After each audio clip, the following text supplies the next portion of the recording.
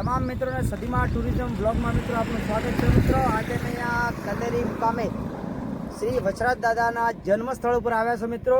તો તમને ત્યાં મંદિરે જઈને દર્શન કરાવીશું દાદાના, અને તેનો ઇતિહાસ પણ જાણીશું અને તમને વિડીયોમાં પૂરો બતાવીશું. અને જે મારો મિત્રો નવો ત્યારે યુટ્યુબ પર ચેનલ પર વિડીયો જોઈ રહ્યા છો તો મારી સદીમાં ટુરિઝમ બ્લોગને સબસ્ક્રાઈબ કરજો અને કોમેન્ટમાં એકવાર જય શ્રી વચરાજ દાદા લખજો અને વિડીયો પૂરો જોજો અને મિત્રો શેર કરજો. તમને અવનવા ધાર્મિક મંદિરોના વિડીયો આપણા સુધી પહોંચાડતા રહેશો. તો ચલો હવે જોઈએ મિત્રો ત્યાં સાનિધ્યમાં વચરાજ દાદાના જન્મભૂમિ પર.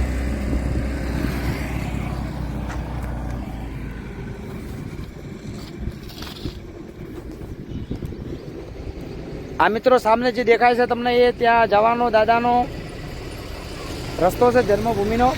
આના હાઈવે છે બહુચરાજીથી મોઢેરા. આ હાઈવે ઉપર આવેલું છે મોઢેરાથી બહુચરાજી. તો તમે બહુચરાજીથી મોઢેરા જાઓ તો એની વચ્ચે આવે છે વચરાજ દાદાની જન્મભૂમિ. તો એકવાર ત્યાં દર્શન કરજો. તો મિત્રો ચલો હવે આપણે લઈ જઈએ દાદાના સાનિધ્યમાં દર્શન કરવા તેમના જન્મભૂમિ પર. તમામ મિત્રોને સદીમાં ટુરિઝમ બ્લોગમાં મિત્રો આપનું સ્વાગત છે. આજે મિત્રો અમે અહીંયા વચરાજ દાદા એ જન્મ સ્થળ પર આવ્યા છે મિત્રો. તો તમને ત્યાં દર્શન કરાવીશું અને થોડો ઇતિહાસ પણ જણાવીશું.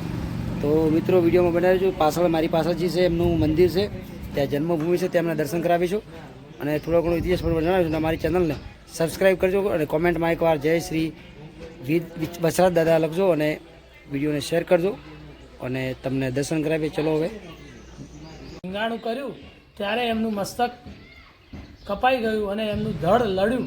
લડતા લડતા દેવલબા જોડે આવ્યા અને વેગળ ગાય પાછી લાવ્યા અને એમને દેવલબા સાક્ષાતમાં ખોડિયાર હતા.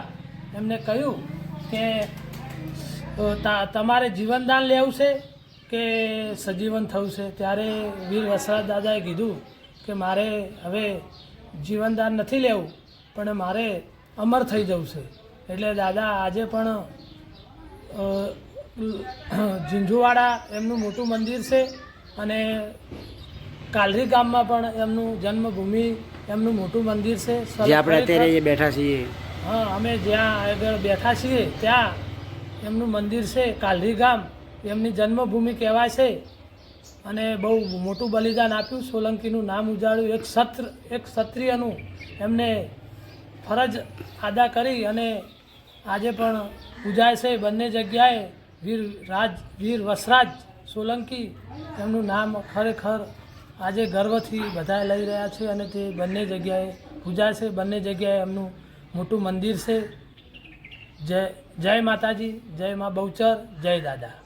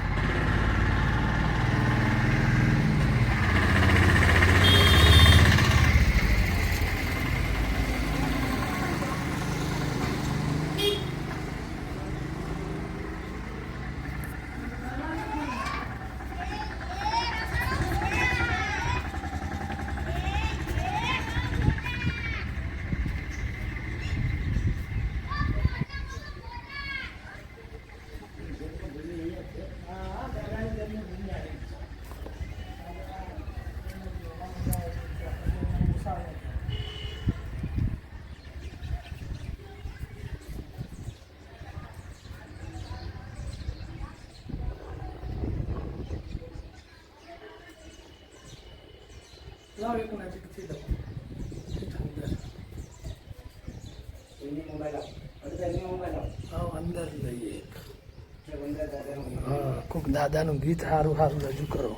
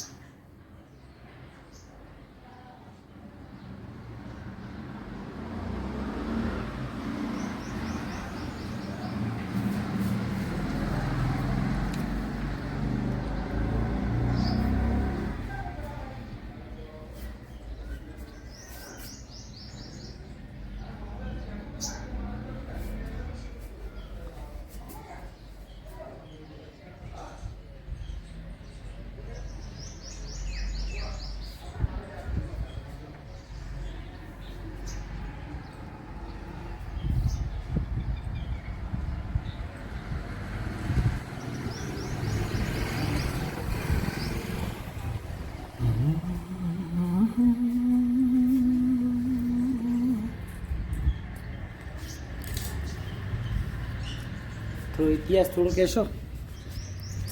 ઇતિહાસમાં તો મારા દાદાની જન્મભૂમિ દાદા હોયથી